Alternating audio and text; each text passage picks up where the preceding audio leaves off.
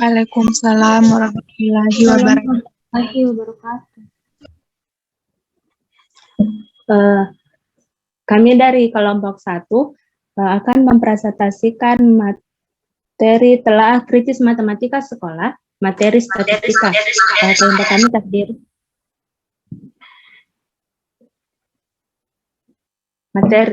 Kelompok kami terdiri atas 4 orang, yaitu pertama Yuliana Bahar, Yusriana Tamrin, Nur Rahmat, dan saya sendiri Sulhijrah Mustabil. Langsung saja.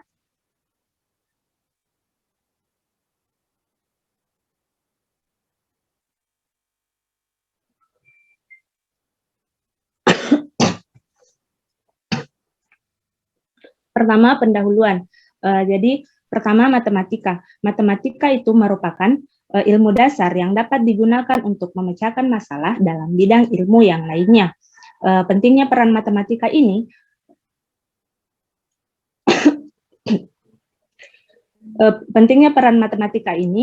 sehingga perlu adanya peningkatan kualitas matematika untuk membentuk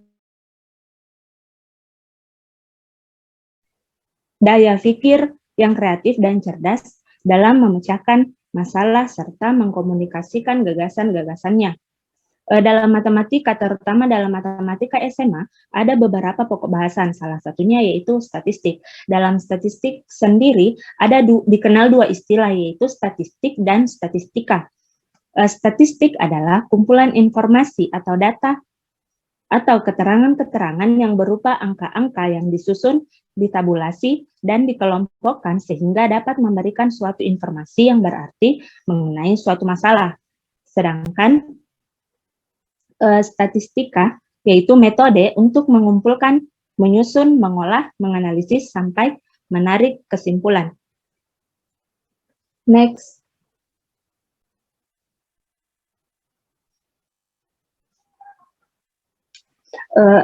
Adapun tujuan pembelajaran yang akan dicapai pada materi statistika kelas 12 yaitu pertama, menentukan ukuran pemusatan data yang disajikan dalam bentuk tabel distribusi frekuensi dan histogram.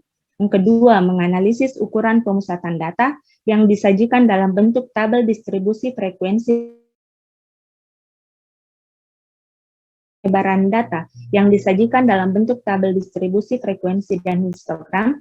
Dan yang keempat, menganalisis ukuran penyebaran data yang disajikan dalam bentuk tabel distribusi frekuensi dan histogram. Next.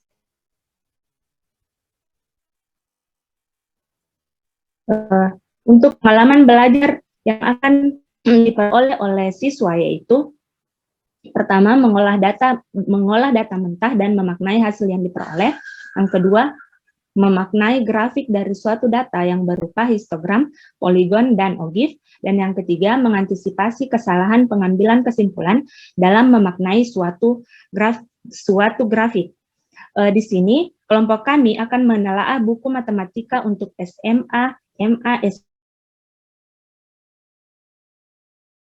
12 khususnya materi statistika, di mana materi statistika ini merupakan salah satu materi yang wajib diajarkan karena merupakan salah satu materi yang ada dalam setiap ujian, baik ujian nasional maupun ujian masuk perguruan tinggi. Mungkin itu saja dari saya persilakan kepada pemateri selanjutnya. Nah, untuk materi selanjutnya mungkin bisa minta tolong di slideshow dulu. Saja. Oke, kasih. Nah, untuk materi selanjutnya ini kita akan membahas tentang ringkasan materi, di mana di materi ini kita akan membahas tentang statistika, di mana statistika adalah suatu cabang dari matematika yang mempelajari bagaimana cara untuk mengumpulkan data, menyusun data, menyajikan data, mengolah sekaligus menganalisis data, menarik kesimpulan, dan juga menafsirkan parameter. Nah, di mana sesuai dengan KD yang akan dicapai, maka materi ini akan membahas tentang penyajian data, yang kedua pemusatan data, kemudian yang ketiga tentang penyebaran data. Next. Nah, untuk penyajian data, di mana untuk data yang berukuran besar, maka lebih mudah jika kita sajikan dalam bentuk tabel distribusi frekuensi. Nah, di mana tabel distribusi frekuensi ini adalah statistika untuk menyusun data dengan cara membagi nilai observasi ke dalam kelas-kelas dengan interval tertentu. Misalnya, contoh nilai ujian akhir mata pelajaran matematika siswa kelas 12 SMA Bintang dapat dilihat di bawah ini. Kemudian next. Setelah jika dikelompokkan menjadi 6 kelas, maka distribusi frekuensi yang akan kita dapatkan adalah sebagai berikut, di mana terdapat 6 kelas, kemudian ada batas kelas, dan ada frekuensi. Next. Nah, setelah mengelompokkan data tersebut ke dalam beberapa kelas menjadi distribusi frekuensi, maka kita dapat maka data berkelompok tersebut dapat kita sajikan dalam bentuk grafik, di mana grafik yang pertama ini ada grafik histogram, di mana histogram merupakan diagram frekuensi bertangga yang bentuknya batang-batang berhimpit. Nah, untuk membuat histogram sendiri yang perlu diperhatikan adalah tepi kelasnya. Kemudian yang kedua ada poligon frekuensi, di mana jika titik-titik tengah dari batang atau histogram tersebut dihubungkan dengan garis, maka membentuk garis yang disebut poligon. Kemudian yang ketiga adalah ada ogif, di mana jika garis diagram poligon frekuensi kumulatif dijadikan kurva, maka kurva tersebut disebut ogif. Ada dua macam ogif. Yang pertama ogif positif, yang diperoleh dari poligon frekuensi kumulatif kurang dari, kemudian ogif negatif yang diperoleh dari poligon frekuensi kumulatif lebih dari. Next. Nah, kemudian ada yang kedua, ada pemusatan data, di mana ukuran yang menunjukkan pusat segugus data yang telah diurutkan dari yang terkecil ke sampai yang terbesar, atau sebaliknya dari yang terbesar sampai yang terkecil. Nah, di pemusatan data terdapat 3 materi yang akan dibahas, yaitu mean atau nilai rata-rata, rumusnya seperti yang kalian lihat di layar. Kemudian ada median, nilai tengah, dan ada modus. Next. Nah, untuk yang ketiga ada penyebaran data, di mana nilai yang menyatakan seberapa jauh data dari pusat data. Nah, yang akan dibahas itu ada 6. Yang pertama jangkauan, di mana R sama dengan X max dikurang X min. Kemudian jangkauan antar kuartil atau biasa disebut dengan hamparan, yaitu Q3 dikurang Q1. Kemudian simpangan kuartil, Q sama dengan 1/1 atau 1/2 dari hamparan. Kemudian ada rata-rata dan aku. Next. Nah, untuk peta konsep sendiri di buku yang kita telah ini di sini peta konsep ini pada buku siswa ini akan menjadi acuan siswa dalam memahami materi statistika. Nah, sesuai dengan definisi statistika, nah pada bagian pertama di situ penulis menuliskan menggunakan kata data dibanding menggunakan kata statistika. Nah, tentu ini akan membuat siswa lebih penasaran dan diharapkan siswa akan lebih berusaha sendiri untuk mencari tahu permasalahan pada materi yang akan dipelajari. Namun, penulis atau kami melihat ada kekurangan dari peta konsep tersebut, di mana peta konsep ini tidak memuat beberapa materi yang seharusnya dibahas dalam penyebaran data, yaitu jangkauan antar kuartil, dan simpangan kuartil. Maka adapun peta konsep yang kami sarankan itu yang di sebelah kanan. Di sini sudah ditambahkan materi jangkauan antar kuartil, dan simpangan kuartil. Next.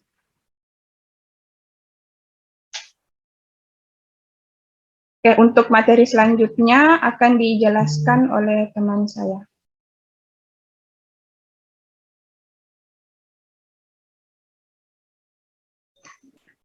Jadi saya akan melanjutkan materi yang telah dipaparkan sebelumnya mengenai relevansi matematika dengan tujuan pembelajaran matematika.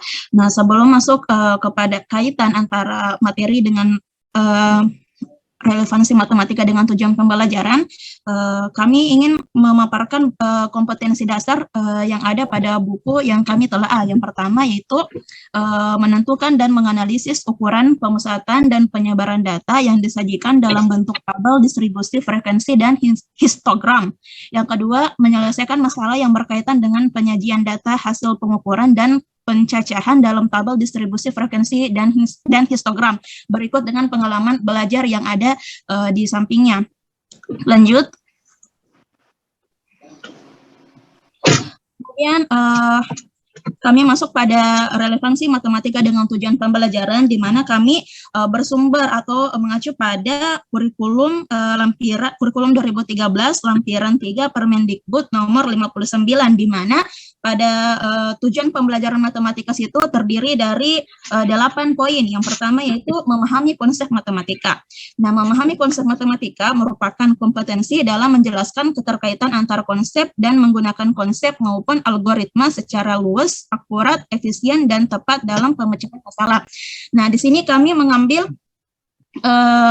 contoh yang ada pada buku, di mana di sini ada seorang peneliti itu melakukan survei terhadap 80 pengusaha untuk menentukan usia terendah, usia minimum, dan juga modus rata-rata.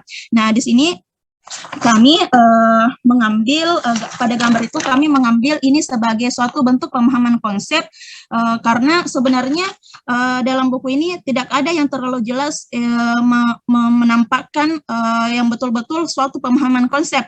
Jadi kami mengambil contoh ini supaya bisa dimodifikasi menjadi suatu bentuk pemahaman konsep. Ini bisa dimodifikasi sebagai bentuk suatu pemahaman konsep. Ya, seperti itu. Kemudian lanjut ke tujuan pembelajaran kedua, yaitu menggunakan pola. Nah, di sini kami pola yang kami ambil yaitu tabel distribusi frekuensi, di mana pola yang dimaksud pada gambar ini adalah pola untuk mengemukakan konsep dari statistika, yaitu tabel distribusi frekuensi. Informasi-informasi mengenai data usia pengusaha dapat diperoleh dengan lebih mudah dengan distribusi frekuensi daripada hanya melihat data mentah sebelumnya. Kan sebelumnya itu merupakan contoh yang digambarkan melalui data mentah. Kemudian kami mengambil tabel distribusi frekuensi ini sebagai suatu bentuk pola supaya siswa lebih mudah atau lebih mudah memahami bagaimana materi statistika ini dapat atau masalah statistika ini dapat diselesaikan dan menjadi alat bantu penyelesaian masalah-masalah statistika atau contoh yang sebelumnya dipaparkan. Kemudian tujuan pembelajaran yang ketiga yaitu menggunakan penalaran.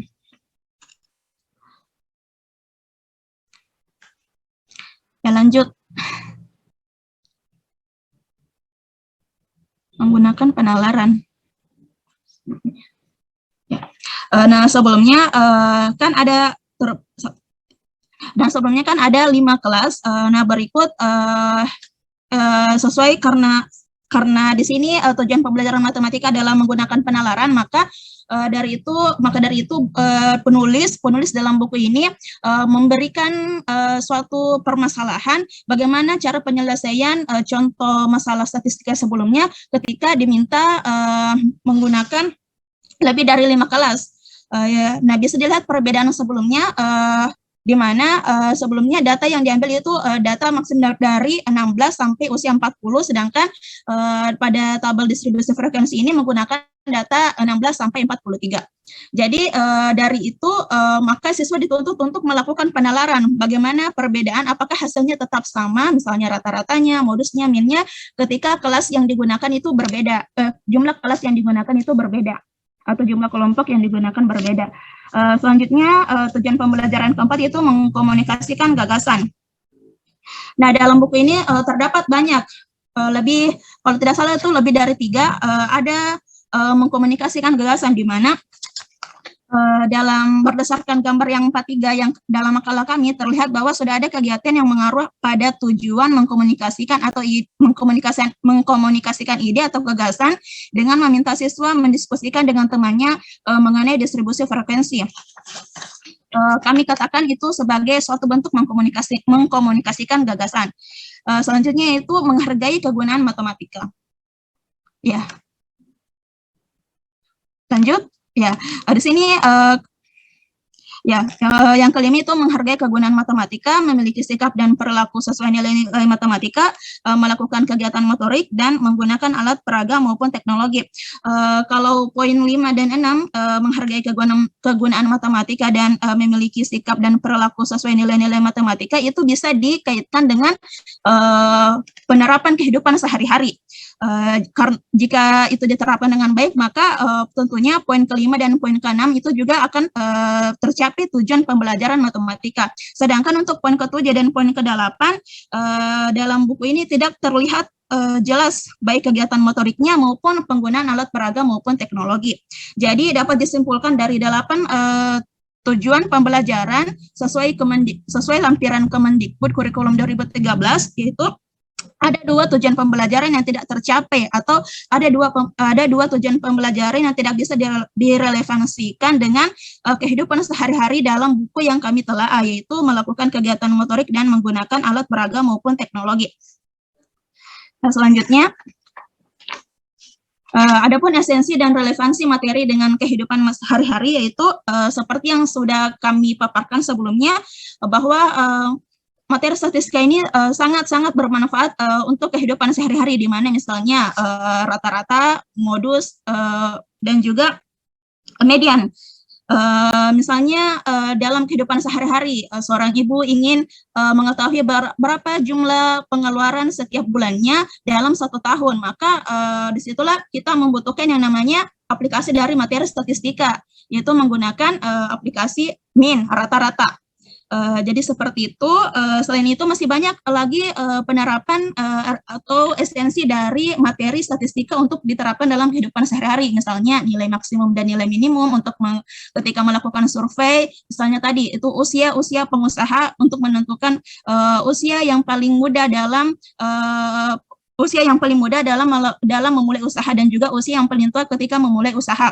Kemudian penyebaran data kelompok, seperti seorang penjual sepatu olahraga di suatu daerah telah mengetahui bahwa rata-rata ukuran sepatu olahraga yang laris adalah ukuran 40. Namun dia mengetahui rata-rata ukuran tersebut tidak semesta-mesta bahwa rata-rata tersebut itu yang paling benar, maka mestinya ada yang namanya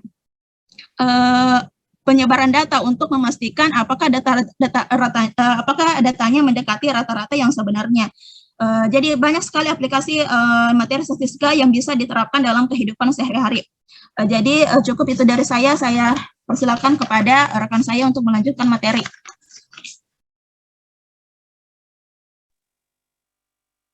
Ya, baiklah, untuk materi selanjutnya yaitu terkait dengan permasalahan urgent materi. Nah, di sini pada bagian ini kami akan menjelaskan terkait dengan uji kompetensi yang ada pada buku yang kami jelaskan, yang untuk letaknya sendiri berada pada halaman 79 sampai halaman 82 pada bab 2 buku matematika SMA, MA, SMK, MAK. Nah, untuk uji kompetensinya sendiri hanya ada 1 uji kompetensi yang terdiri dari 10 nomor. Lanjut. Nah, untuk pengujian tingkat kognitif soalnya kami berlandaskan pada dimensi proses kognitif yang bersumber dari Anderson dan Cretwell, yang membagi tingkat kognitif soal menjadi 3, yaitu mulai dari LOTS, MOTS, dan HOTS. Untuk LOTS-nya sendiri ranah kognitifnya itu mengetahui, untuk MOTS-nya middle order thinking skill itu memahami dan mengaplikasikan, dan untuk HOTS-nya masuk di C4, C5 sampai C6, yaitu menganalisis, mengevaluasi sampai mengkreasi atau mencipta. Lanjut. Nah, untuk soal yang pertama nampak pada layar. Soal ini masuk dalam kategori MOTS atau middle order thinking skill, yang mana masuk dalam tingkat kognitif C2 atau memahami, yang mana siswa di sini diminta untuk mengkategorikan dan mengemukakan, yang mana perintah pada soal yaitu siswa diminta untuk mengkategorikan data yang disajikan dalam bentuk tabel distribusi frekuensi dan mengemukakan hasilnya terkait dengan nilai ekstrim, kelas terbanyak, kelas dengan frekuensi sedikit, dan sebagainya. Jadi ini masuk dalam kategori C2, mods. Lanjut.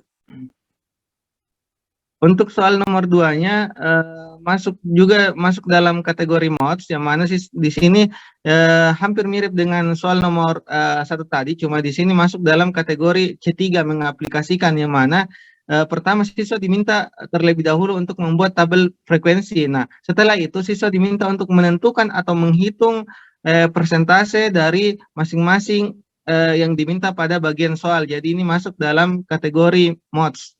Lanjut. Next, nomor 3. Nah, untuk untuk soal nomor 3 juga masuk dalam kategori mods, yang mana level kognitifnya yaitu C3, mengaplikasikan, yang mana untuk kata kerja operasionalnya adalah menghitung, yang mana siswa diminta untuk menghitung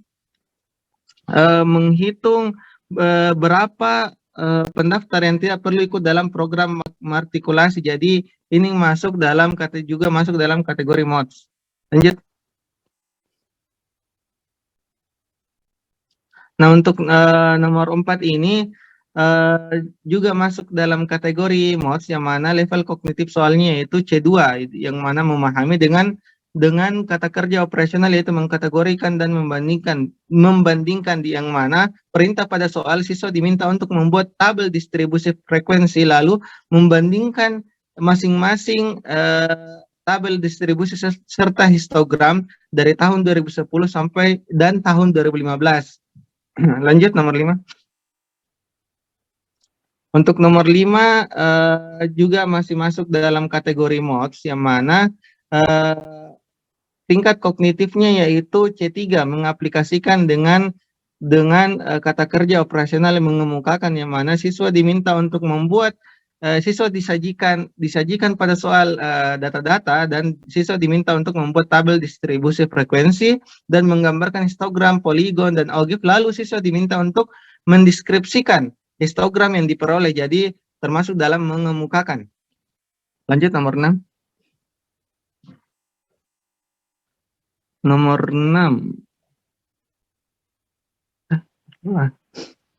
Nah, untuk nomor 6-nya masuk dalam kategori mods juga, yang mana untuk tingkat kognitifnya yaitu mengaplikasikan atau dengan kata kerja operasional menentukan dan menghitung, yang mana siswa hanya diminta untuk menentukan rata-rata, median, modus. Jadi hanya mengaplikasikan rumus-rumus yang telah diajarkan sebelumnya. Lanjut, nomor 7. Nah, nomor 10. Oh ya, mungkin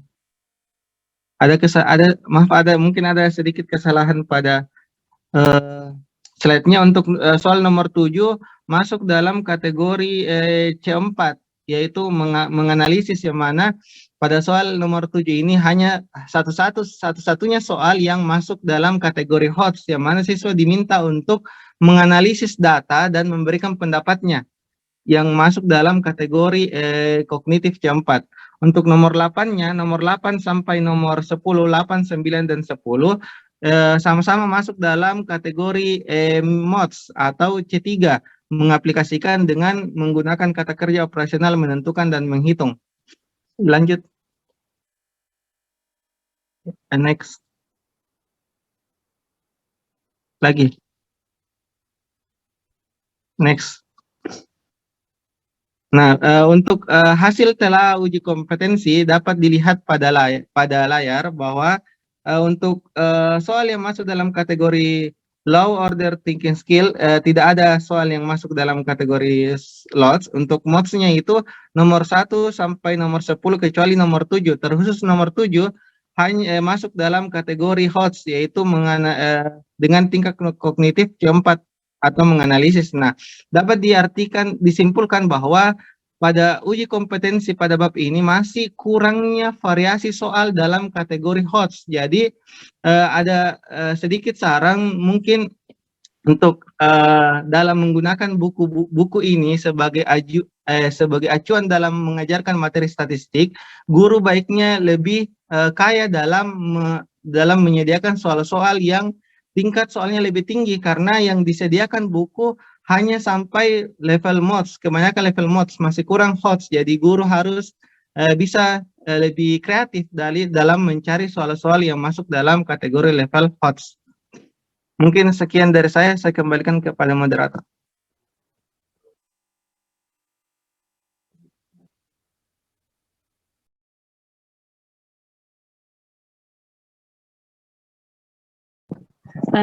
Selanjutnya kesimpulan. Adapun kesimpulan pada materi statistika ini yaitu pertama, statistika yaitu metode untuk mengumpulkan, menyusun, mengolah, menganalisis sampai menarik kesimpulan.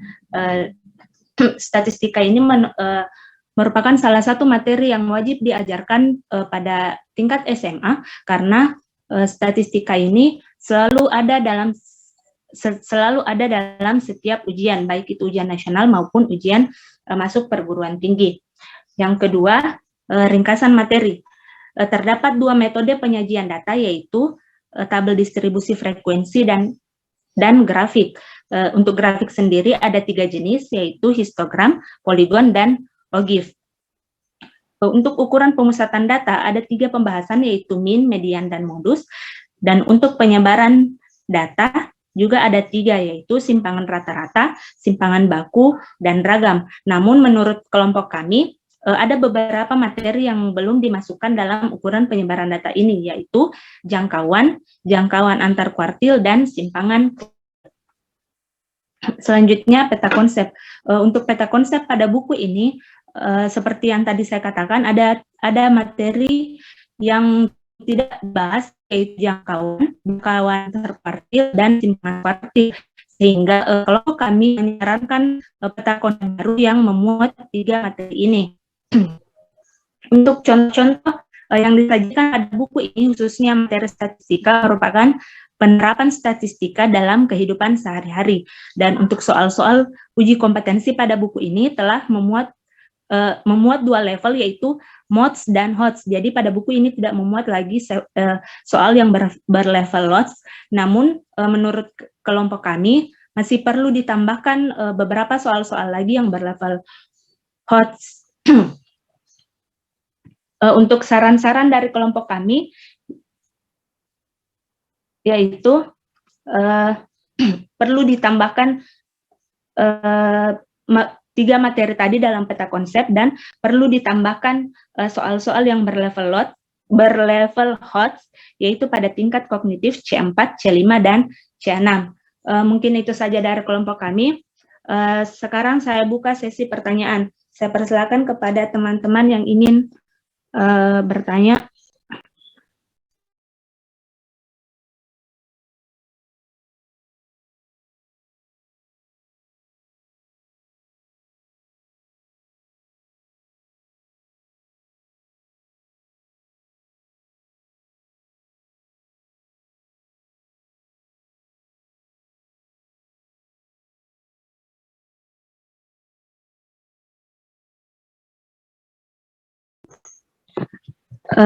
Pertama saya persilahkan kepada Saudari Ramlah.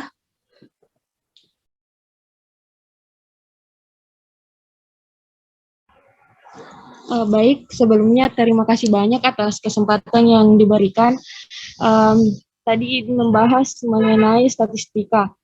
Di dalam proses pembelajaran itu, selain guru yang menjadi penunjang dalam proses pembelajaran, juga ya sesuai dengan yang ditelaah tadi, salah satu penunjang juga dalam proses pembelajaran. Namun kemudian tadi disebutkan pada proses telaah ternyata ada beberapa poin materi yang tidak tercakup. Salah satunya tadi jangkauan dan kuartil yang merupakan salah satu materi pendahuluan dalam statistika. Yang menjadi mungkin poin pertanyaan saya, bagaimana atau apa tindak lanjut yang bisa dilakukan ketika materi pendahuluan tadi seperti jangkauan, simpangan tidak terdapat di dalam buku ajar. Apa yang bisa kita lakukan? Mengingat juga itu sangat penting karena ini kan materi ukuran pemusatan data itu merupakan materi pendahuluan yang menjadi konsep dasar dalam materi statistika, sehingga terkadang kita tidak kita tidak pungkiri bahwa terkadang siswa tidak matang di materi itu, sehingga memang di buku ajar butuh penekanan akan materi itu. Mungkin itu saja dari saya. Saya kembalikan ke moderator.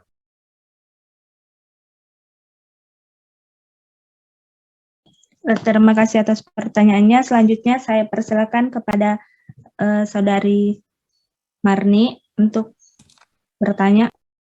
Baik, terima kasih atas kesempatan yang diberikan kepada saya untuk mengajukan pertanyaan. Nah, pertanyaan saya seperti ini. Kelaknya kita akan menjadi guru masa depan. Dan ketika kita mengajar sesuai dengan materi ini, siapa tahu di antara kita nanti ada yang mengajar di tingkat SMA.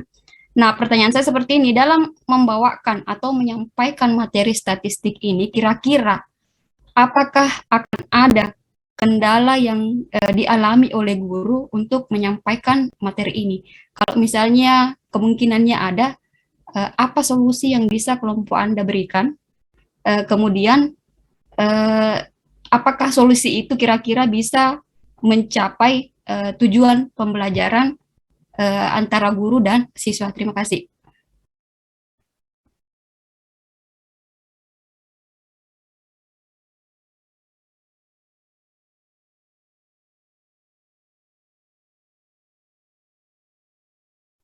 Mungkin untuk sesi pertama cukup 2 dulu pertanyaan. Saya persilakan kepada teman kelompok saya untuk menjawab.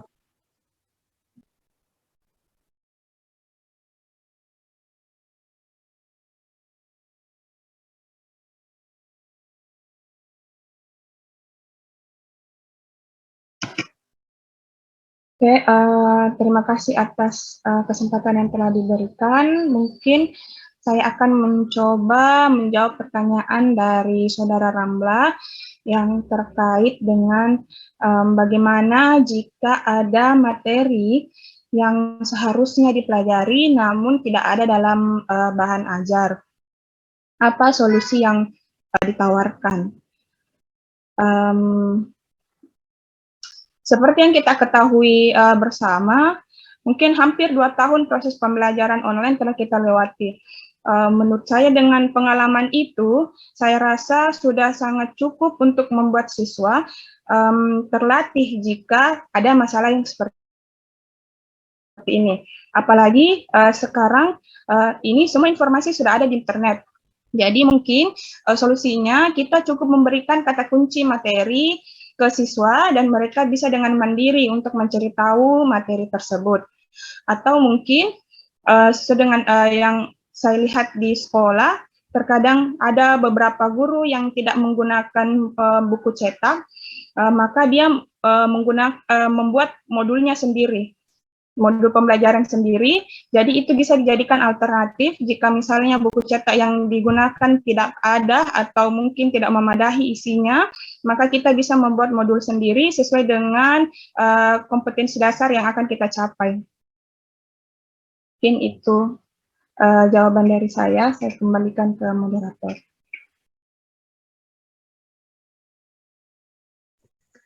Itulah tadi jawaban dari bagaimana Saudara Ramlah?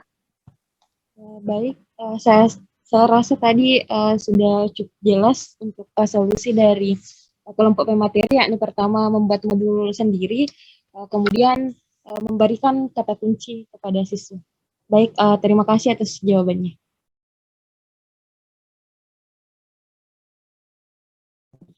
Terima kasih. Selanjutnya pertanyaan dari Saudari Kamarni. Bagaimana, saya persilakan kepada teman kelompok jika ada yang ingin menjawab. Ya, saya. Jadi tadi pertanyaan dari Saudari Marni itu kesulitan atau kendala-kendala apa saja yang biasa ditemui guru ketika mengajarkan materi statistika.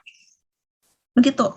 Lalu jadi sebenarnya kesulitan guru dengan kesulitan siswa itu sangat-sangat terkait. Jadi ketika siswa mengalami kesulitan, tentunya guru juga mengalami kesulitan, dan ketika guru mengalami kesulitan, tentunya juga siswa mengalami kesulitan. Nah, lalu di sini saya ingin mengemukakan kesulitan-kesulitan yang dialami oleh siswa sebelumnya. Yang pertama itu misalnya seperti siswa kurang dalam memahami konsep materi statistika. Yang kedua, kesalahan fakta atau pemodelan dalam memahami suatu fakta. Yang kedua itu kesalahan operasi hitung. Nah, kesalahan-kesalahan seperti itu sebenarnya ada kesalahan internal maupun kesalahan eksternal.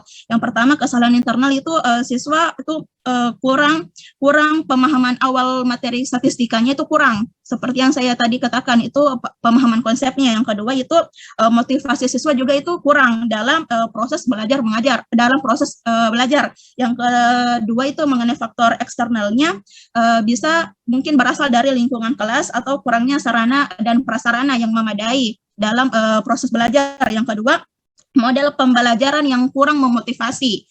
Jadi kekurangan-kekurangan yang dialami oleh siswa itu bisa disebabkan atau kemungkinan disebabkan oleh kesulitan-kesulitan yang dialami oleh guru. Misalnya guru kesulitan dalam merencanakan proses pembelajaran.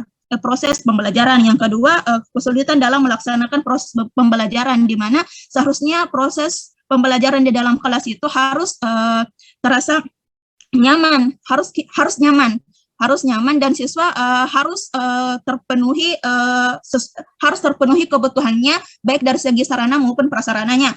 Yang ketiga itu kesulitan dalam berkomunikasi dengan siswa. Ini yang paling urgent dalam proses belajar mengajar. Nah, ketika guru kesulitan dalam berkomunikasi dengan siswanya, tentu saja itu akan menimbulkan kesulitan-kesulitan yang lebih fatal lainnya, karena komunikasi ini yang paling inti dalam proses belajar mengajar, dan guru itu harus menguasai kemampuan komunikasi itu. Nah, ketika ketiga poin yang tadi saya sebutkan tadi tidak tercapai atau tidak diterapkan dengan baik, maka kesulitan-kesulitan yang dialami siswa juga akan semakin bertambah. Maka terjadilah dalam suatu kelas guru dan siswa mengalami kesulitan. Nah, jadi solusi yang harus solusi yang bisa diberikan yaitu memperbaiki ketika merencanakan proses belajar mengajar, misalnya perangkat pembelajarannya, alat peraganya, kemudian RPP-nya. Yang kedua yaitu melaksanakan proses belajar mengajar. Guru juga harus aktif menciptakan suasana yang nyaman di dalam kelas. Yang ketiga yaitu guru harus meningkatkan kemampuan komunikasinya. Ditambah juga model pembelajaran yang cocok untuk menyelesaikan masalah ini, yaitu model pembelajaran berbasis masalah. Karena statistika ini terkait sekali dengan kehidupan sehari-hari, dengan masalah kehidupan sehari-hari. Jadi pembelajaran PBL, problem based learning, itu sangat cocok diterapkan dalam pembelajaran materi statistika. Ya, sedikit itu dari saya kembalikan ke moderator.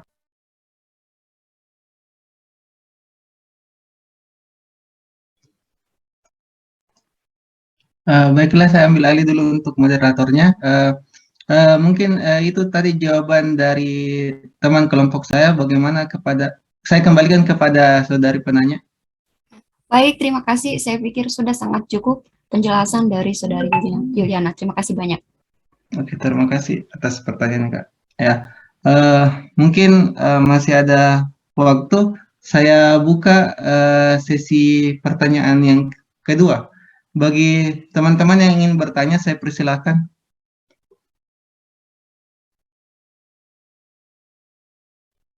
Mungkin masih ada yang ingin bertanya, oke. Kepada saudari Adinda, saya persilakan untuk menyampaikan pertanyaannya. Baik, terima kasih atas kesempatan yang diberikan. Nah, Pertanyaan saya di sini, dalam proses pembelajaran pada materi statistika ini, terkadang ada siswa yang mengalami kesulitan dalam mengerjakan ataupun menyelesaikan soal-soal yang berlevel hot. Nah, menurut pemateri sendiri, bagaimana cara atau teknik yang tepat digunakan untuk mengatasi hal tersebut? Seperti itu. Terima kasih. Oke, terima kasih atas pertanyaannya. Tadi yang pertanyaannya berkaitan dengan soal HOTS, bagaimana guru mengatasi siswa yang kesulitan dalam mengerjakan soal HOTS. Nah, untuk penanya selanjutnya saya persilakan kepada Saudari Shirley untuk menyampaikan pertanyaannya.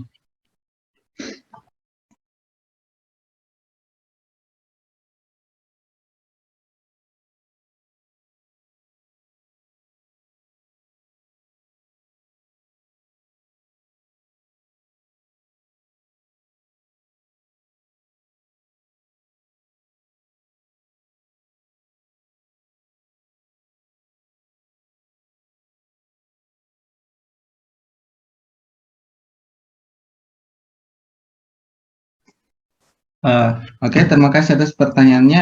Pertanyaannya berkaitan dengan seberapa penting materi statistika ini. Mungkin saya persilakan untuk teman kelompok saya yang ingin memberikan tanggapan atau jawaban terkait dengan dua pertanyaan tadi.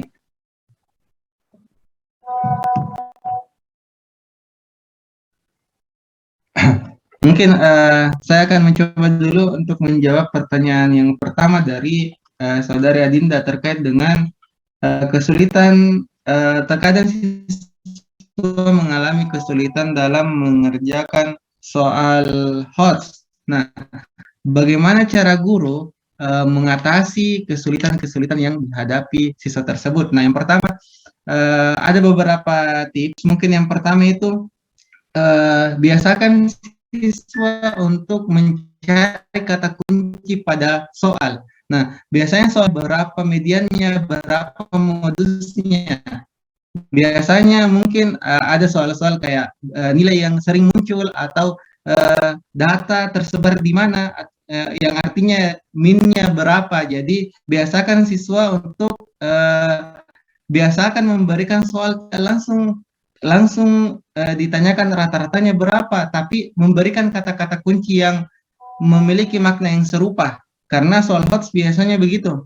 Nah, yang kedua itu ajarkan siswa untuk memahami konsep, bukan menghafal. Walaupun di materi statistika ini banyak rumus-rumus, tapi usahakan untuk mengajarkan kepada siswa konsepnya. Misalkan apa itu rata-rata, apa itu min, nilai apa itu modus yang sering muncul, apa itu nilai tengah, apa itu simpangan. Jangan hanya mengajarkan hafal ini rumus, tapi usahakan untuk memberikan siswa bahwa ini konsepnya rata-rata, ini adalah maksudnya min, median, modus, dan sebagainya. Nah, yang ketiga itu ajarkan siswa untuk menyelesaikan soal secara sistematis atau terstruktur. Biasanya soal-soal itu usahakan untuk cari dulu apa yang diketahui, karena lebih mudah jika kita tahu apa-apa yang diketahui dalam soal. Nah, yang kedua itu cari apa yang ditanyakan, karena biasa terkadang siswa kesulitan menjawab sebuah soal karena mereka tidak tahu apa sebenarnya yang ditanyakan dalam soal ini. Jadi usahakan guru memberikan arahan kepada siswa untuk mengerjakan soal secara sistematis, cari yang ditanyakan, cari yang diketahui. Nah, yang terakhir mungkin tips yang terakhir adalah biasakan memberikan soal-soal kepada siswa untuk mengerjakan soal-soal HOTS. Jadi biasakan siswa untuk mengerjakan soal-soal HOTS. Jangan hanya di latihan saja dikerjakan. Jangan hanya ketika memberikan soal ulangan saja baru soal HOTS, tapi biasakan memberikan contoh-contoh soal atau latihan bersama mengerjakan soal-soal HOTS. Jadi perbanyaklah perbanyak latihan soal HOTS. Jadi itu ada 4 tips tadi untuk membiasakan siswa berlatih mengerjakan soal HOTS. Mungkin demikian jawaban dari saya. Apabila saya kembalikan dulu ke teman kelompok saya, mungkin ada tambahan. Kalau tidak ada, saya kembalikan kepada saudari penanya. Anda ada ya. Saya kembalikan kepada saudari penanya. Baik, saya rasa sudah sangat jelas penjelasan dari pemateri. Terima kasih banyak. Oke, terima kasih atas pertanyaannya. Nah, untuk yang pertanyaan yang kedua dari saudari Shirley, saya persilakan kepada teman kelompok saya untuk memberikan tanggapan. Saya akan menjawab pertanyaan dari saudara Shirley yang yaitu seberapa penting statistika ini terutama dalam pendidikan. Jadi menurut informasi yang saya peroleh yaitu peran penting statistika bisa membantu seseorang dalam pengumpulan dan penyajian informasi dengan cara yang sederhana dan lebih tertata dengan rapi. Selain itu bisa membuat proses pembelajaran jauh lebih efisien dalam penarikan kesimpulan juga pada suatu informasi bisa menghasilkan kesimpulan yang lebih sederhana dan mudah untuk dipahami bahkan untuk orang-orang yang awam dalam masalah statistika. Selanjutnya dapat membantu seseorang untuk membuat data atau informasi yang lebih spesifik sehingga orang-orang dapat memahami dengan cepat dan yang terakhir itu dapat membantu dalam pengumpulan data dan informasi-informasi yang dibutuhkan lainnya. Mungkin itu saja. Saya kembalikan kepada moderator. Ya, itu tadi jawaban dari saudari Soleh Hijrah mengenai pertanyaan dari Shirley. Bagaimana Shirley atas jawabannya?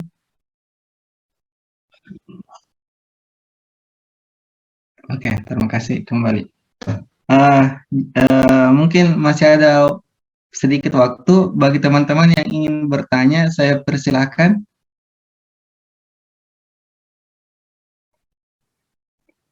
Sempat masih ada teman-teman yang ingin menyampaikan pertanyaannya. Jika tidak ada, mungkin kita cukupi diskusi kita pada hari ini. Terima kasih atas pertanyaannya serta perhatiannya terhadap persentase dari kami. Sekian. Subhanakallahumma wa bihamdika asyhadu an la ilaha illa anta astaghfiruka wa atubu ilaik. Assalamualaikum warahmatullahi wabarakatuh. Saya kembalikan kepada Bapak. Waalaikumsalam warahmatullahi wabarakatuh.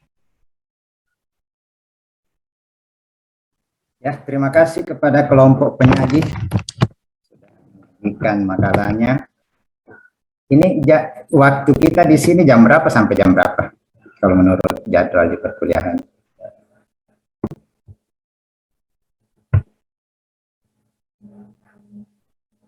Sampai jam 12.30, Pak. SKS ini. Berapa SKS ini? 2 atau 3? 3, Pak. 3, Pak.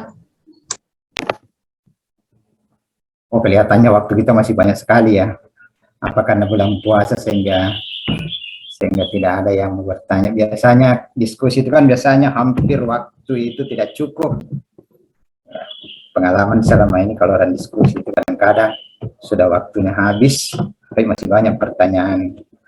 Tapi ini saya lihat kelihatannya terbaliknya ya, apa karena pengaruh puasa, ya, sehingga yang bertanya tadi, kalau tidak salah berapa, 3 orang saja ya, hanya 3 tempat. 4 orang. 4 ya, yang sempat dengar saya tadi 3, berarti ada 1 yang tidak sempat saya dengar. Saya tadi dari luar, sehingga saya minta untuk dimulai saja, sehingga baru tadi saya datang itu.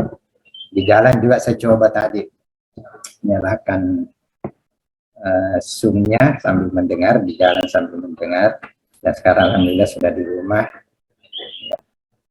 Ya walaupun saya tadi tidak terlalu fokus ya, terlalu, dalam artian tidak fokusnya itu ya karena saya tadi sebentar di perjalanan, sehingga ya sambil bawa kendaraan juga mendengar sambil bawa kendaraan, sehingga ada fokus agak terbagi. Ya tentu lagi ditamakan ke kendaraannya karena ya, bahaya bawa kendaraan sambil fokus pada pendengaran. Oleh karena itu saya hanya mendengar sepintas. Baik, yang pertama yang saya mau komentari bahwa penyajiannya tadi sudah cukup lengkap. Beberapa unsur sudah dinyatakan dan diberikan beberapa, ada masukan-masukan tadi. Yang pertama tadi mengenai peta konsepnya katanya belum lengkap sehingga ditambahkan ya.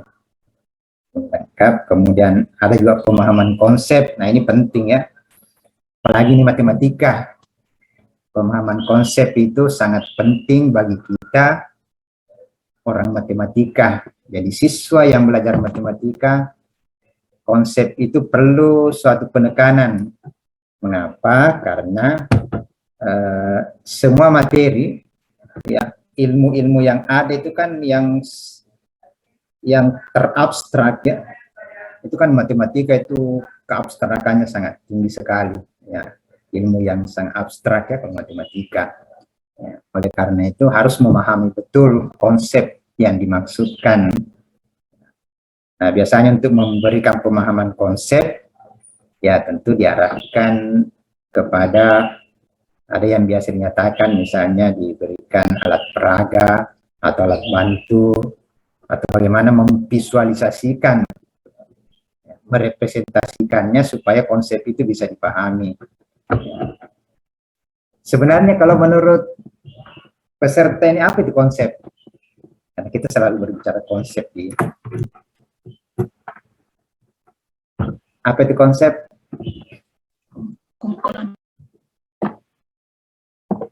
Karena sangat penting sekali ya, konsep itu selalu didengung-dengungkan ya kalau kita di matematika. Konsep itu perlu sekali, penting sekali konsep. Karena apa itu konsep?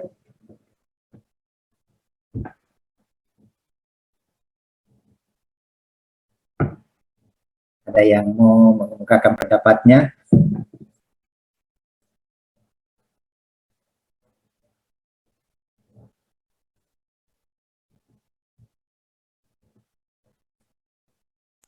Rancangan.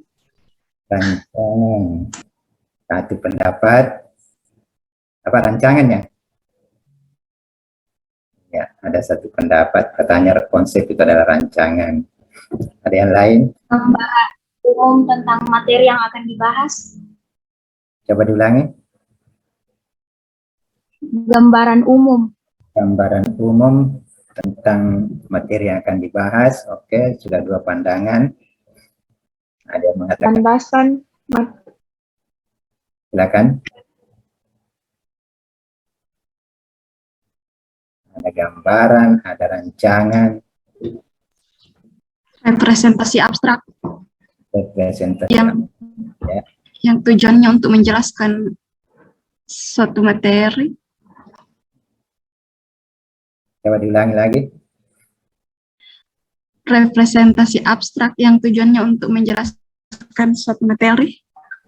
Abstrak yang tujuannya untuk menjelaskan materi. Sudah 3. Ada lagi 1.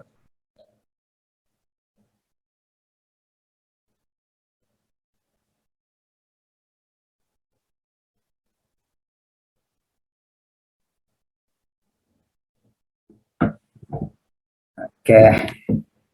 Ingatnya konsep. Konsep itu adalah sebuah gagasan atau sebuah ide. Kan misalnya ditanya, coba apa konsep kamu? Biasa kita ditanyakan, coba kamu kata apa? Kalau menurut kamu apa konsep kamu? Misalnya kita melakukan sesuatu, coba apa konsep kamu? Artinya diminta orang mengemukakan gagasannya atau idenya. Apa gagasan kamu tentang, misalnya kita melakukan sesuatu, apa gagasan kamu? Contoh ya, konsep. Konsep itu sebetulnya ya semacam ide ya atau gagasan. Tapi ingat, konsep itu adalah ide yang abstrak. Ide yang abstrak. Atau biasa dikatakan ide abstrak ya. Ide abstrak. Di situ kata kuncinya. Ide abstrak. Kalau mau dilanjutkan, sebetulnya ada beberapa ahli yang mengemukakannya dengan kalimat yang berbeda, tapi arahnya sama. Yang kalau dilanjutkan ide abstrak yang dapat digunakan untuk menunjukkan sebuah objek atau kelompok apakah merupakan contoh atau non-contoh. Jadi ada ide abstrak yang bisa digunakan untuk mengelompokkan sesuatu. Apakah itu merupakan contoh atau bukan contoh, itu salah satu pendapat ahli ya. Salah satu. Mungkin ada yang lain juga, tapi nadanya sama. Nah, kalau kita memaknai apa yang dimaksudkan tadi, ide abstrak, ya, yang dapat digunakan untuk mengelompokkan objek, apakah merupakan contoh atau bukan contoh dari objek itu. Maksudnya begini, kalau kita mengatakan kursi, nah kursi itu kan konsep ya, itu ide abstrak, itu kursi.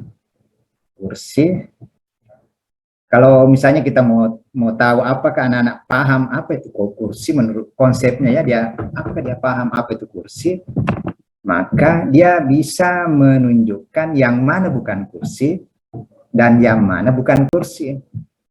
Itu maknanya tadi itu salah satu contohnya. Dia bisa dipakai untuk menggolongkan yang mana termasuk contoh dan yang mana bukan contohnya. Jadi kalau misalnya kita tunjukkan, kita perlihatkan kepada anak-anak, misalnya tempat tidur ya, atau kasur. Nah, kita katakan, apakah ini kursi? Ya, kalau dia paham konsep kursi, dia katakan, ini bukan kursi. Ya, diminta menjelaskan kenapa, ya dia bisa jelaskannya. Karakteristiknya kursi itu begini. Sehingga setiap ada objek diberikan, dia bisa katakan, oh itu contoh kursi. Oh itu bukan kursi, itu kursi, itu bukan kursi. Itu artinya dia paham tentang konsepnya. Karena tadi konsep itu ide abstrak yang dapat digunakan untuk menggolongkan apakah objek itu merupakan contoh atau bukan contoh. Begitu juga di matematika ya. Di matematika, kalau kita misalnya memberikan sesuatu, kemudian diminta untuk mengatakan apakah ini contoh atau bukan contoh, sebagai contoh sederhana ya, misalnya himpunan. Misalnya himpunan bilangan yang anggotanya 3. Itu kan konsep itu. Himpunan bilangan anggotanya 3. Kalau dia bisa tunjukkan, coba tunjukkan contoh-contoh yang dimaksud, dia bisa tunjukkan yang benar. Dia juga bisa tunjukkan contoh yang salah. Jadi bukan hanya menunjukkan contoh yang benar, tapi dia juga harus menunjukkan contoh yang salah atau di luarnya itu. Nah, itu menunjukkan bahwa dia paham, oh konsep yang kita maksudkan dia sudah paham. Itu salah satu ya, bukan satu-satunya. Salah satu. Ada beberapa, kalau misalnya ada yang meneliti tentang konsep, tentu ada beberapa ya kriteria atau indikator yang bisa digunakan untuk mengatakan bahwa anak-anak itu paham konsep. Tapi itu salah satunya ya. Sehingga biasanya kalau instrumen itu mengenai pemahaman konsep, salah satu indikator instrumennya adalah memberikan soal, kemudian meminta anak-anak untuk menunjukkan yang mana contoh, misalnya tunjukkan contoh persamaan kuadrat di bawah ini. Itu salah satu ya. Nah di matematika itu konsep itu perlu sekali, karena tadi itu konsep itu kan ide abstrak. Nah matematika itu kan abstrak. Ilmu yang paling abstrak itu adalah matematika. Yang paling abstrak itu matematika. Oleh karena itulah perlu dipahami dengan baik. Nah biasanya bagaimana caranya supaya anak-anak memahami dengan baik? Nah disitulah perannya guru. Bagaimana mengantarkan, kalau misalnya materinya sangat sulit, ya kita di matematika kan biasa kita mengantarkan dengan berbagai cara ya. Pertama biasanya dengan alat peraga yang bisa lebih nyata. Kalau misalnya materi itu bisa dialat peragakan. Tapi kalau misalnya sulit menggunakan alat peraga, ya kita berikan gambaran saja. Kita mencoba mengilustrasikan dengan tadi ya.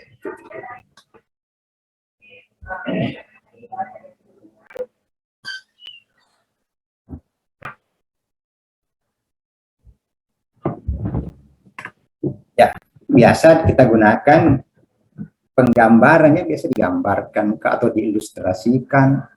Ya, jadi dengan berbagai cara kita berikan supaya anak paham konsep itu. Nah, karena kalau langsung konsepnya saja, Biasa agak sulit. Mengapa sulit? Ya kan abstrak. Kan abstrak itu makanya agak sulit dipahami. Nah, kalau hanya kita berbicara konsepnya saja tanpa menggunakan bantuan-bantuan dalam memberi pemahaman konsep, biasanya memang agak sulit. Ya, begitu juga nanti seperti pertanyaan tadi, kendala apa yang bisa muncul dalam mengajarkan statistik. Tadi itu statistika ada salah satu pertanyaan temannya tadi. Ya, tentu yang pertama memang harus bagaimana memberi pemahaman konsep yang baik dulu. Kadang-kadang kan guru itu biasanya langsung kepada apanya? Kepada proseduralnya ya. Coba perhatikan. Kalau misalnya satu saat diminta untuk mengamati guru mengajar, sering-sering kita lihat guru itu langsung proseduralnya, langsung kepada rumusnya. Rumus itu kan sebenarnya prosedural ya. Bisa juga konsep sebenarnya itu. Karena itu rumus kan munculnya juga dari konsep. Nah, dari konsep itu bisa dimunculkan sebuah rumus ya. Biasanya guru itu langsung kepada rumusnya atau langsung berikan contoh menerapkan rumus tanpa anak-anak memahami dengan baik apa yang dimaksud. Kalau ada nanti soal diberikan kepada anak-anak, kalau soalnya masih seperti itu, saya yakin bisa ya.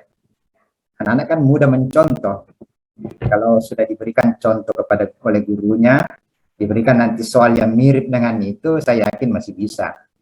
Tapi coba dites, ubahlah soal itu. Sebetulnya soalnya masih itu juga, tapi coba dirubah redaksinya atau dibalik ya, dibalik.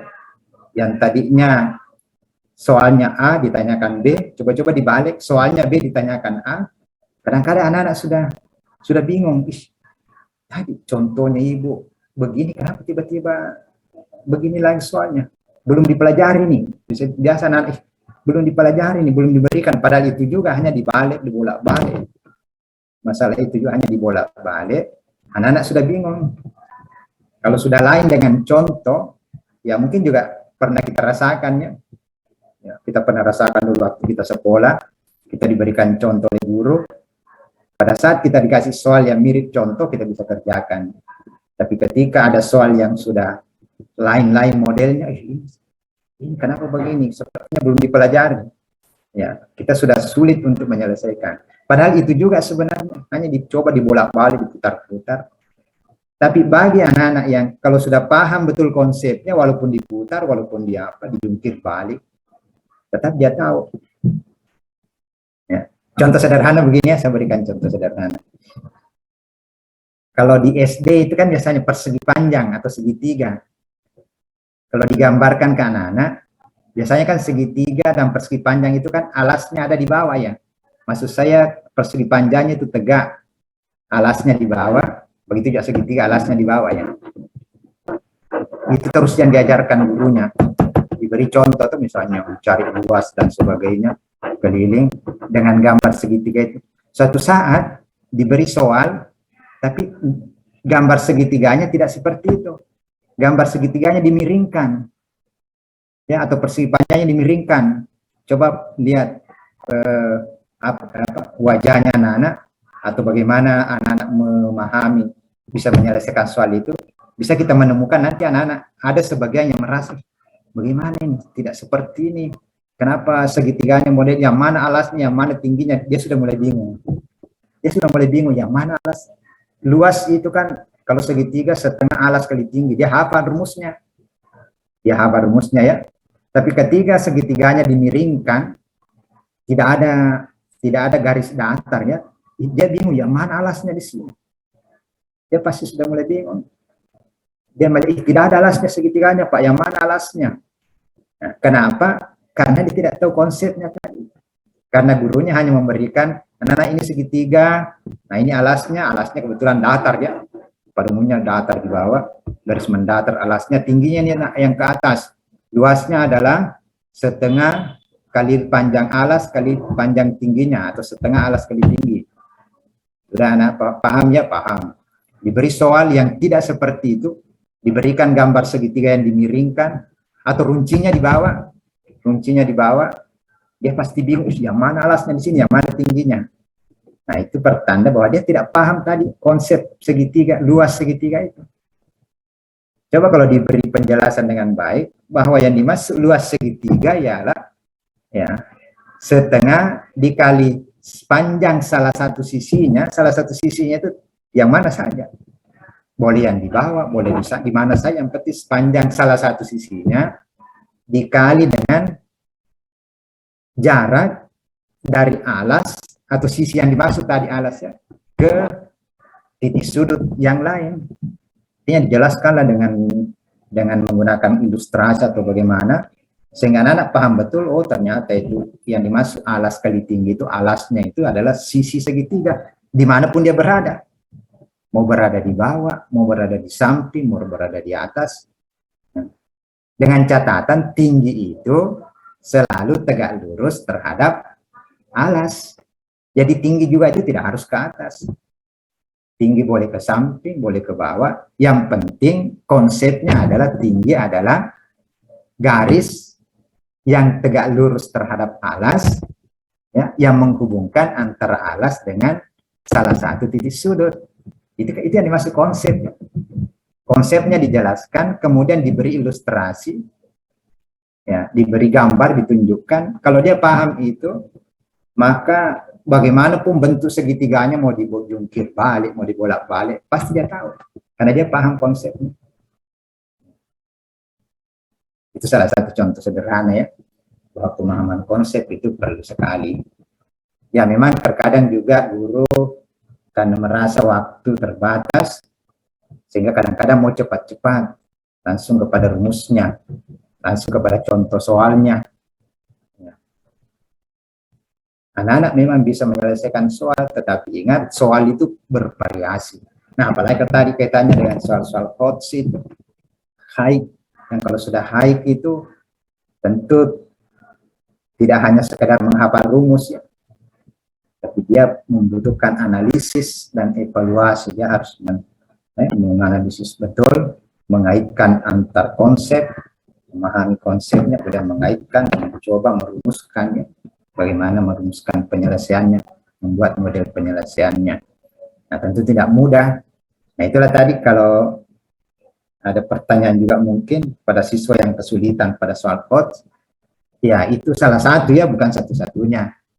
Salah satu mengapa anak-anak sulit menyelesaikan soal hot, ya karena anak-anak tidak paham betul. Salah satu ya, bukan satu-satunya. Anak-anak tidak paham betul konsepnya. Kalau paham konsepnya, seperti saya katakan tadi, biar dijungkir balik, dia tetap tahu.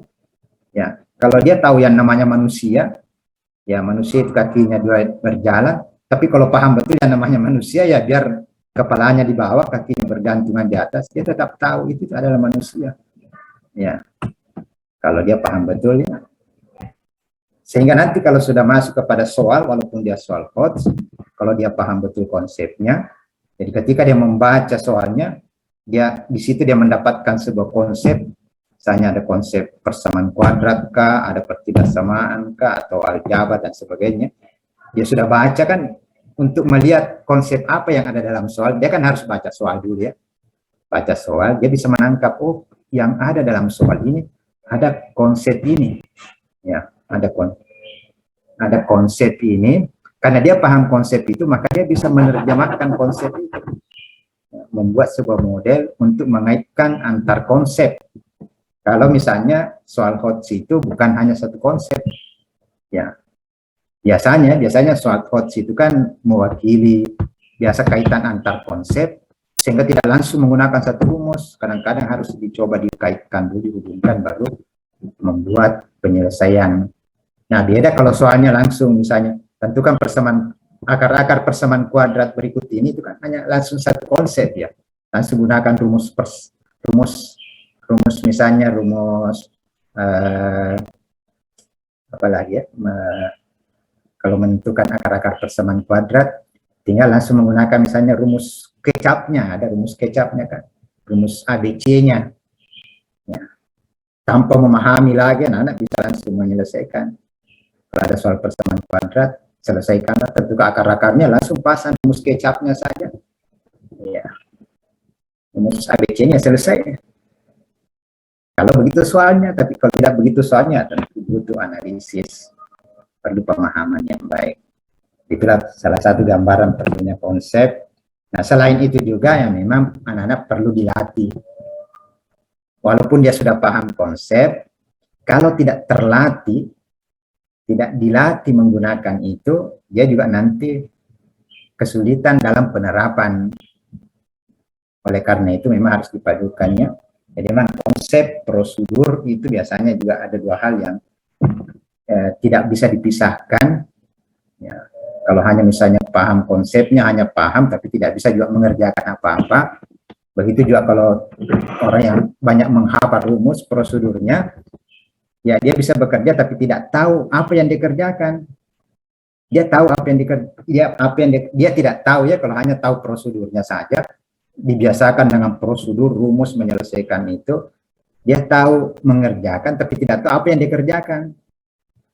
Sebaliknya kalau hanya konsep saja diberikan, dia paham apa maknanya itu, tapi kadang-kadang sulit untuk menyelesaikan. Nah, dengan memadukan, maka dia pahami apa yang dikerjakan dan dia juga bisa mengerjakan. Itu yang dibutuhkan ya, perpaduan itu. Sehingga anak ketika mengerjakan, dia bisa mengerjakan dan paham mengapa saya kerjakan dengan cara ini. Itulah sebetulnya salah satu yang perlu diperhatikan di soal HOTS itu. Dia harus paham betul sebetulnya. Harus paham dulu soal ini.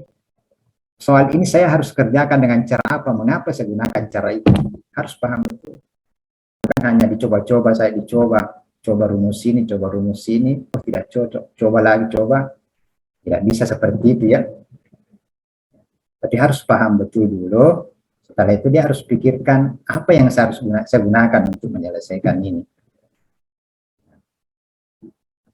Itulah yang dimaksudkan anak paham apa yang dia kerjakan.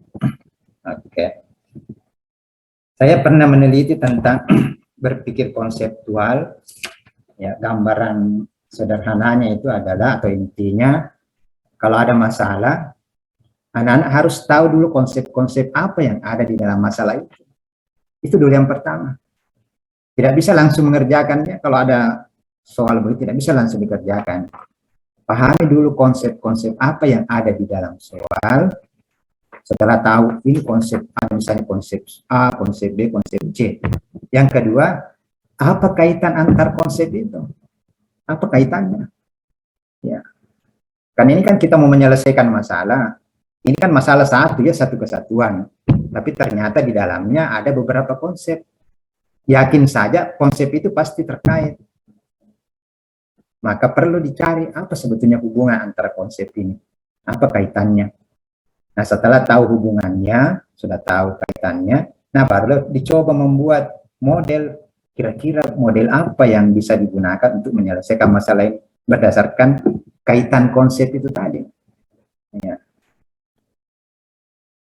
Kalau misalnya hanya langsung mencoba menyelesaikan, bisa saja selesai, tapi kadang-kadang panjang, kadang-kadang juga menemukan jalan buntu ya. Langsung kerja, dapat jalan buntu, kembali lagi berpikir, coba lagi ini, tidak selesai, kembali lagi. Kadang-kadang begitu. Ini juga tadi ada dijelaskan tentang peta konsep ya. Hampir kalau tidak salah hampir semua buku kan ada peta konsep di depannya itu. Ada tadi peta konsep. Menurut peserta kuliah ini apa sebetulnya? Untuk apa sebetulnya ada peta konsep itu di depan? Biasanya tinggal di depannya bukan di belakang. Untuk apa sebenarnya ada peta konsep seperti itu?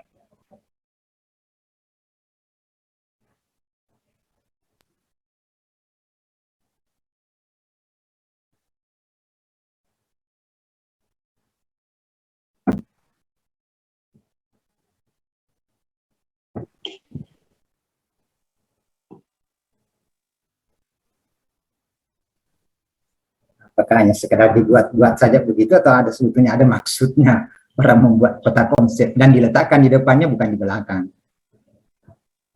Di depan. Saya mungkin memberikan gambaran materi-materi apa saja yang akan dibahas dalam bab itu? Berikan gambar. Materi secara garis besarnya. Gambaran materi ya, atau konsep ya, konsep apa yang akan dibelajarkan ya. Ya tentu manfaatnya nanti memandu kita, memandu guru, termasuk dalam membuat perencanaan. Dalam membuat perencanaan pembelajarannya nanti yang mengikuti konsep itu. Kalau tidak ada peta konsepnya, bisa saja kan dia melompat dari sini melompat ke berikutnya, padahal masih ada konsep sebelumnya yang perlu diajarkan. Ada salah satu ciri khasnya kalau peta konsep, karena di situ kan harus salah satu ciri khasnya itu harus hierarkis. Ingat ya, salah satu ciri khasnya ya, hierarkis dia. Hierarkis ya. Dan katakanlah misalnya mengajarkan bangun datar kemudian bangun ruang, ya tentu kan hierarkis ya. Bangun datarnya dulu diajarkan, kemudian ajarkan unsur-unsur bangun datarnya. Setelah semua itu baru maju ke bangun ruang untuk mempelajari misalnya luas permukaan. Nah, untuk mempelajari luas permukaan kan dibutuhkan luas-luas bangun datar tadi. Itu salah satu cirinya di peta konsep. Jadi konsepnya itu hierarkis ya. Hierarkis. Nah, itu yang membantu kita untuk melihat apakah memang konsep-konsep yang mau diajarkan itu lengkap. Jangan sampai kita mengajarkan konsep B, ternyata konsep A belum diajarkan. Belum ada materinya, ini belum pernah diajarkan. Tiba-tiba membuat materi, mengajarkan konsep B. Setelah belajar, baru sadar. Pada saat anak-anak menyelesaikan sesuatu atau membahas konsep B tadi, anak-anak tidak bisa menjelaskan tentang konsep A, padahal konsep A itu dibutuhkan pada konsep B. Nah, di situ baru sadar, oh iya, belum, anak-anak ternyata belum belajar tentang konsep A. Jadi ya hierarkis, itu salah satu ya. Salah satu cirinya. Ya, sehingga membantu guru juga untuk mengajarkan tadi materi, bahwa materi ini dulu yang diajarkan, setelah materi ini lagi materi. Jadi terarah apa yang mau diajarkan dengan menggunakan peta konsep itu. Selain istilah peta konsep, ada istilah lain lagi yang mirip dengan itu, tapi ada perbedaannya. Ini kan peta konsep itu konsep map ya, konsep map. Ada yang map yang satunya lagi. Ada yang pernah dengar atau tahu? Ini konsep map. Ada satu titik-titik map. Ada lagi yang kadang-kadang yang sering-sering digunakan orang. Konsep map dengan titik-titik map. Bukan Google Map ya, bukan Google Map, bukan Google Map. Map juga. Konsep map dengan titik-titik map. Dan map, peta pikiran atau peta konsep. Ada juga itu ya. Itu dua yang biasa digunakan. Tapi masing-masing fungsinya berbeda. Ya, kalau konsep map tadi itu ya digunakan untuk itu tadi yang kita jelaskan baru-baru, untuk memandu kita ya. Memandu guru untuk mengarahkan apalagi yang perlu diajarkan. Karena itu hierarkis, ada urutan. Nah, sedangkan mind map, peta pikiran itu tidak hierarkis. Ya, tidak hierarkis, tidak membutuhkan hierarkis tadi. Ya, itu perbedaannya ya. Yang kedua, kalau mind map itu biasanya hanya satu konsep. Kalau konsep map itu beberapa konsep, karena memang kita kan mau mengajarkan beberapa konsep. Jadi beberapa konsep yang saling terkait itu digambarkan dalam konsep map, ya, peta konsep. Sedangkan di peta pikiran itu ya cukup satu konsep saja. Satu konsep saja. Satu konsep nanti dikaitkan dengan bagian-bagiannya ya. Ya, contoh misalnya persamaan kuadrat sebagai intinya ya, persamaan kuadrat. Nah, nanti bagaimana akar apanya itu, bagian-bagiannya itu, hubungan-hubungannya tentu misalnya bagaimana rumusnya, kemudian bagaimana bentuk umumnya, kemudian bagaimana pengertiannya, dan itulah yang map itu kan semacam mapping itu kan jaring ya, jaringnya ya, kaitan-kaitannya ya. Ya, jadi mapnya itu misalnya persamaan kuadrat, nanti di sekitarnya itu bisa kita tulis rumus apa, bagaimana rumus-rumusnya, yang kedua bentuk umumnya, yang ketiga pengertiannya dan sebagainya. Ya, dia di tengah-tengah itu persamaan kuadrat, di tengah-tengah dia, kemudian beberapa garis-garis, mungkin ada yang biasa menggunakan itu. Biasa kadang-kadang ada siswa yang menggunakan peta pikiran tadi itu untuk daripada mempelajari begitu banyak harus membaca, dia membuat mind map tadi itu peta pikiran. Ya. Pada saat dia belajar misalnya persamaan kuadrat, satu konsep saja, konsep persamaan kuadrat, dia tulis di tengah-tengah persamaan kuadrat, kemudian dia kasih panah-panah, ada ke kiri, ke atas, ke bawah ya, banyak panah yang mengelilingi. Jadi lingkaran dulu, di lingkaran itu dia tulis persamaan kuadrat. Di lingkaran itu dia buat beberapa panah.